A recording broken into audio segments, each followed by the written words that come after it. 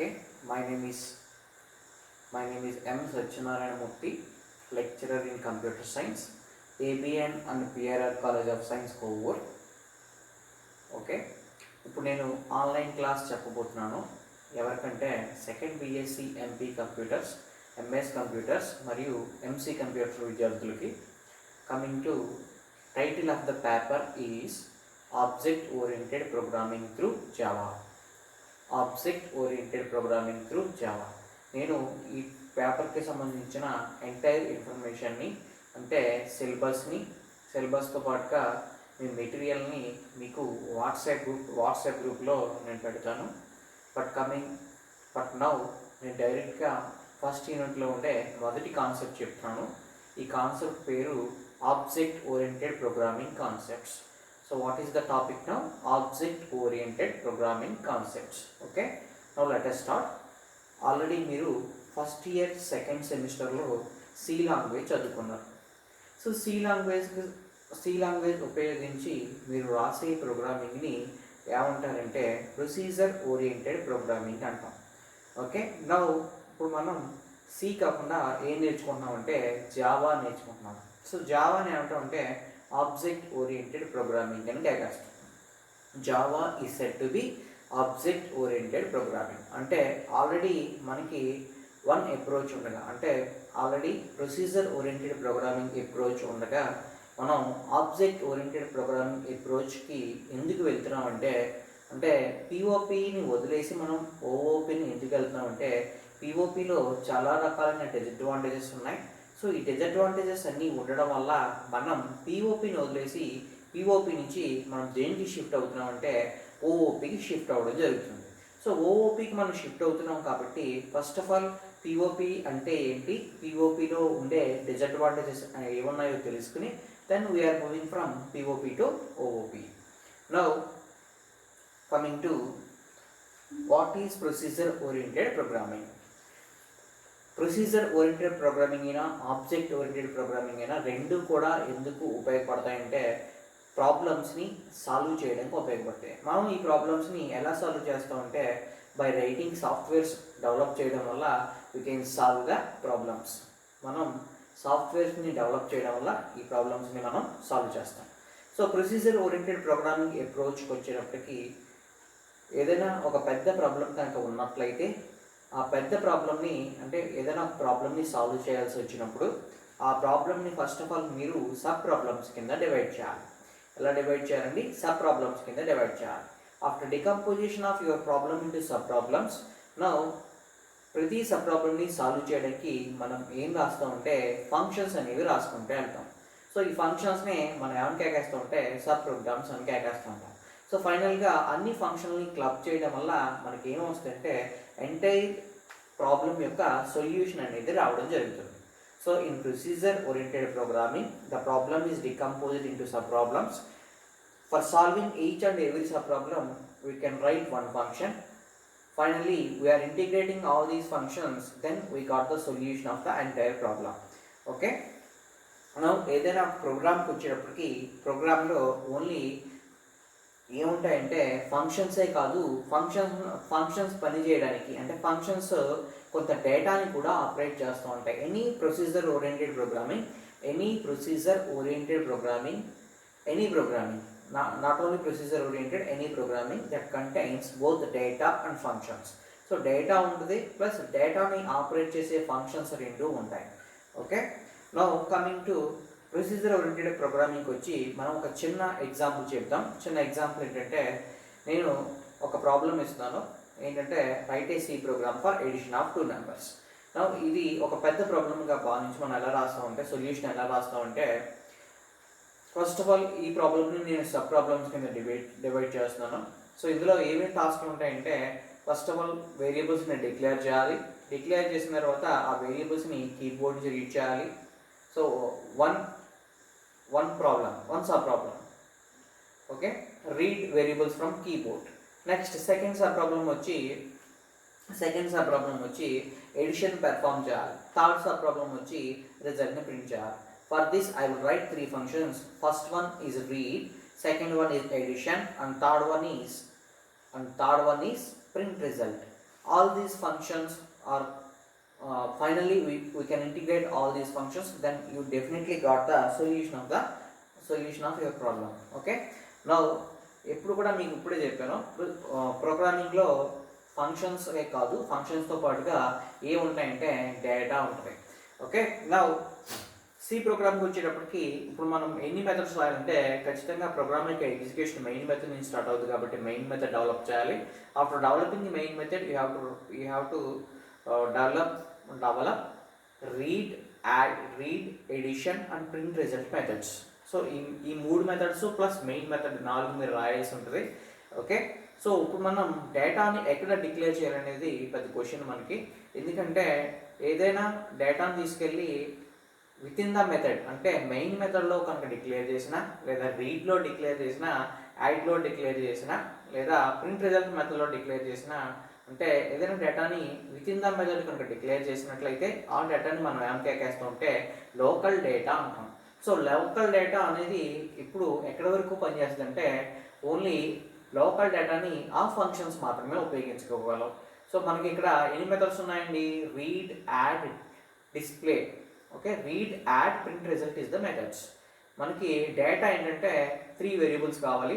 Number 1 ఏ, second one వచ్చి B, third one వచ్చి C. ఈ 3 వేరియబుల్స్ కావాలి. సో ఈ 3 వేరియబుల్స్ కావాలి కాబట్టి నేను ఇప్పుడు ఈ వేరియబుల్స్ని ఎక్కడ డిక్లేర్ చేయాలంటే నాకు ఈ వేరియబుల్స్ అన్ని ఫంక్షన్కి ఉపయోగపడాలండి.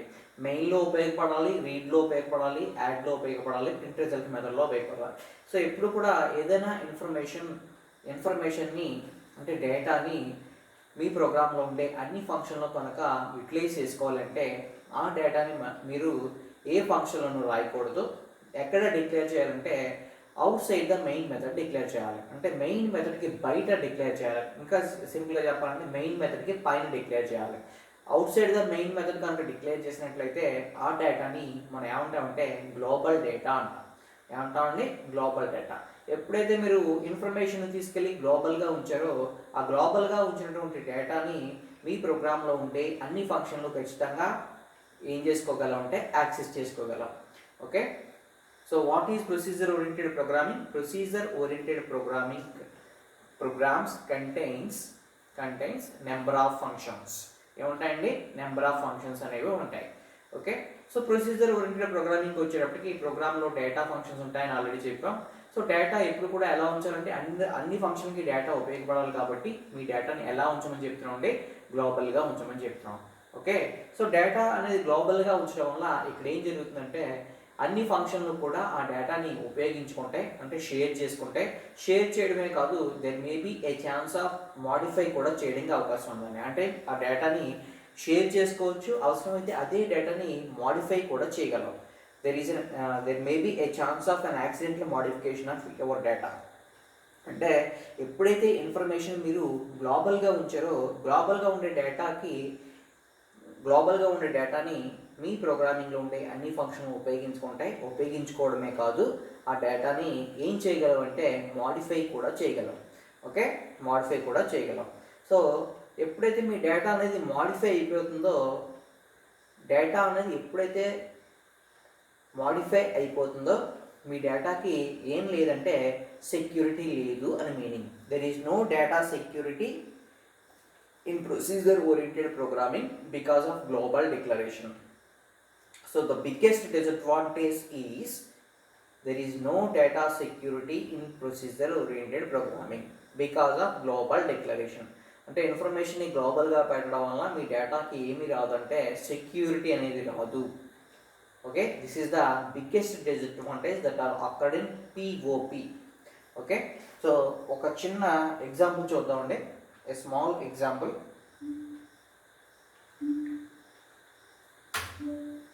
Okay. Now ఒక చిన్న ఎగ్జాంపుల్ చూడండి. మీరు బ్యాంకింగ్కి సంబంధించి ఒక అప్లికేషన్ మిమ్మల్ని డెవలప్ చేయమన్నారంటే బ్యాంకింగ్కి సంబంధించి ఒక అప్లికేషన్ మిమ్మల్ని డెవలప్ చేయన్నారు. సో డెవలప్ చేయమన్నారు కాబట్టి బ్యాంకింగ్కి వచ్చేటప్పటికి సో ఇప్పుడు మీరు ఏం చేయాలంటే బ్యాంకింగ్కి సంబంధించి ఒక అప్లికేషన్ని డెవలప్ చేయాలి.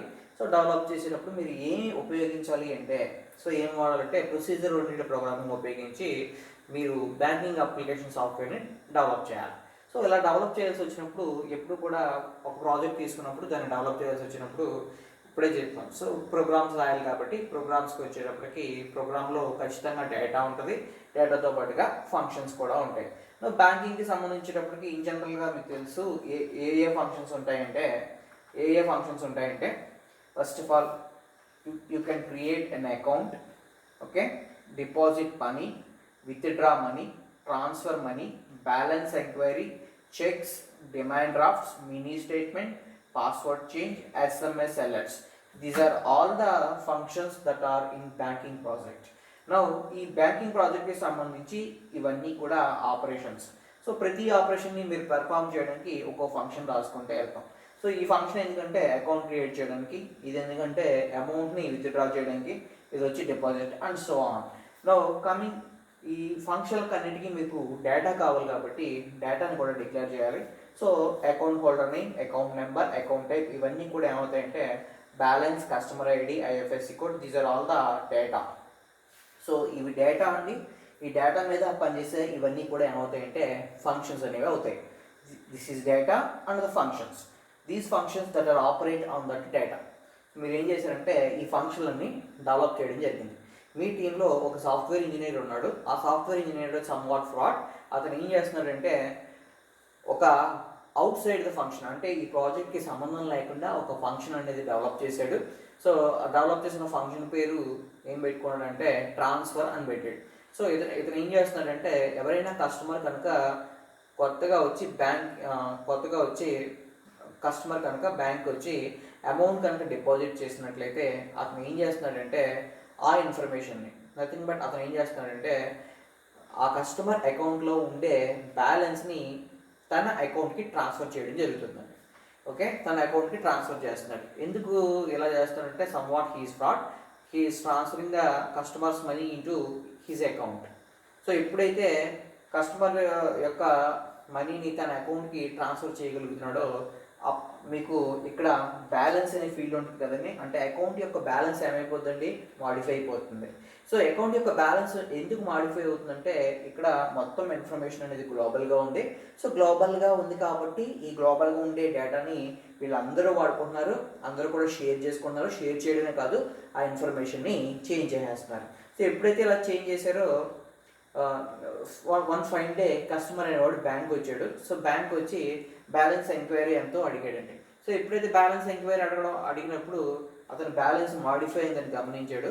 సో అది బిగ్గెస్ట్ ప్రాబ్లం కదండి. అంటే ఇక్కడ ఈ ప్రాబ్లం ఎందుకు వచ్చిందంటే డేటా గ్లోబల్గా ఉంది కాబట్టి మీరు డేటాని ఏం చేయగలుగుతున్నారంటే అందరూ ఉపయోగించుకోవడమే కాదు, సమ్వాట్ కొంతమంది ఏం చేస్తారంటే ఆ ఇన్ఫర్మేషన్ని మాడిఫై కూడా చేసి పారేస్తారు. సో ఇది one of the biggest disadvantage. So ఆ డిసడ్వాంటేజ్ని మనం ఏమంటామంటే there is no data security because of global declaration. Okay, first of all మనం ఇప్పుడు ప్రొసీజర్ ఓరియంటెడ్ ప్రోగ్రామింగ్లో ఉండే డిసడ్వాంటేజెస్ని ఒకసారి మనం చూద్దాం. Okay, so what are the disadvantages అంటే ప్రొసీజర్ ఓరియంటెడ్ ప్రోగ్రామింగ్లో ఎప్పుడు కూడా దేనికి ఇంపార్టెన్స్ ఉంటుందంటే only developing procedures, emphasis on procedure rather than data. That means only అల్గారిథమ్స్ని డెవలప్ చేయడానికి ఇంపార్టెన్స్ ఇచ్చారు తప్ప డేటాకి ఏ విధమైన ఇంపార్టెన్స్ అనేది ఇవ్వలేదు ప్రొసీజర్ ఓరియంటెడ్ ప్రోగ్రామింగ్లో. Next coming to second point, programs are divided into number of functions. ఏదైనా ఏ ప్రోగ్రామ్ తీసుకున్నప్పటికీ ప్రొసీజర్ ఓరియంటెడ్ ప్రోగ్రామింగ్లో మీకు నెంబర్ ఆఫ్ ఫంక్షన్స్ అనేవి ఉండడం జరుగుతుంది. నెక్స్ట్ థర్డ్ పాయింట్కి వచ్చేటప్పటికి ఇప్పుడే చెప్పామండి, there is no data security because of global declaration. డేటాకి ఏం లేదండి, main biggest disadvantage is there is no security for ever data because of global declaration. So data అనేది టాప్ టు బాటమ్ ఒక function నుంచి ఒక ఫంక్షన్కి ఈజీగా అనేది డేటా అనేది మూవ్ అవుతూ ఉంటుంది. దాన్ని మనం ఎలా చెప్తుంటే data moves openly freely around the system. Okay, next fourth పాయింట్కి వచ్చేటప్పటికి రియల్ వరల్డ్లో వచ్చే అన్ని ప్రాబ్లమ్స్ని పిఓపి సాల్వ్ చేయలేదు. So it will not solve all the problems that are occurred in real world. So real వరల్డ్లో వచ్చే ప్రతి ప్రాబ్లమ్ని పిఓపి ఉపయోగించి సొల్యూషన్ రాయడం అనేది పాసిబుల్ కాదు. Okay, next one more disadvantage, already ఏదైనా ఒక కస్టమర్కి కనుక మీరు సాఫ్ట్వేర్ తయారు చేసి ఇచ్చినప్పుడు అతను ఎప్పటికప్పుడు ఏం అడుగుతూ ఉంటాడంటే మోడిఫికేషన్స్ అడుగుతూ ఉంటాడు. సో ఎప్పుడైతే అతను కొత్త సర్వీసెస్ అందించమని అడిగినప్పుడు మీరు ఏం చేయాలంటే న్యూ డేటాని ఫంక్షన్స్ని యాడ్ చేయాలి. దేనికి యాడ్ చేయాలంటే ఆల్రెడీ డెవలప్ చేసిన కోడ్కి న్యూ డేటాని ఫంక్షన్స్ని మీరు యాడ్ చేయాల్సి వస్తూ ఉంటుంది. సో ఎప్పుడైతే అలా న్యూ డేటాని ఫంక్షన్స్ని యాడ్ చేయడం పిఓపిలో పాసిబుల్ కాదు. సో దీన్నే మనం ఏమంటామంటే it is not easy to add new data and functions to the existing code. అంటే ఎగ్జిస్టింగ్ కోడ్కి కొత్త డేటాని ఫంక్షన్స్ని యాడ్ చేయడం పాసిబుల్ కాదు. దీన్నే మెయింటెనెన్స్ ప్రాబ్లం అంటాం. అంటే the upgradation of the system is not easy in this POP. So పిఓపిలో ఉండే సిస్టమ్ని అప్గ్రేడ్ చేయడం అనేది పాసిబుల్ కాదు. Okay, next one more point. ఇక్కడ మెమరీ మేనేజ్మెంట్ కూడా కరెక్ట్గా ఉండదండి. ప్రొసీజర్ ఓరియంటెడ్ ప్రోగ్రామింగ్స్ అంటే నథింగ్ బట్ సి లాంగ్వేజ్ ఉంది కదండి. సి లాంగ్వేజ్ ఏ లోడింగ్ ఫాలో అవుతుందంటే స్టాటిక్ లోడింగ్ ఫాలో అవుతుంది. అంటే ఏదైనా ఒక ప్రోగ్రామ్ ఎగ్జిక్యూట్ అయ్యేటప్పుడు ఇన్ఫర్మేషన్ ర్యామ్లో ఉంటుంది. ఆ ర్యామ్లో ఉండే ఇన్ఫర్మేషన్ నథింగ్ బట్ ఆ ర్యామ్లో అలొకేట్ అయిన మెమరీ రిలీజ్ అవ్వదు. ఎప్పటి వరకు రిలీజ్ అవ్వదు అంటే ఆ ప్రోగ్రామ్ యొక్క ఎగ్జిక్యూషన్ పూర్తయ్యే వరకు కూడా ఆ వేరియబుల్స్కి అలొకేట్ అయిన మెమరీ అనేది రిలీజ్ అవ్వదు. కాబట్టి దీన్ని మనం ఏమంటామంటే no memory management, no perfect memory management in procedure oriented approaches. Okay, ఫైనల్గా ప్రొసీజర్ ఓరియంటెడ్ ప్రోగ్రామ్స్ అనేవి ఎప్పుడు కూడా ఏ లోడింగ్ని ఫాలో అవుతాయంటే స్టాటిక్ ప్రొసీజర్ ఓరియంటెడ్ ప్రోగ్రామ్స్ అన్నీ కూడా ఏ అప్రోచ్ని ఫాలో అవుతాయంటే టాప్ డౌన్ అప్రోచ్ని ఫాలో అవుతాయి. What is top down approach అంటే సో ప్రోగ్రామ్స్ అనేవి టాప్ టు బాటమ్ వాటి యొక్క ఎగ్జిక్యూషన్ ప్రొసీజర్ ఎలా ఉంటుందంటే టాప్ టు బాటమ్ అనేది ఎగ్జిక్యూట్ అవుతూ ఉంటుంది. So that finally it follows top down approach. These are all the limitations that are in POP. Okay, now thank you.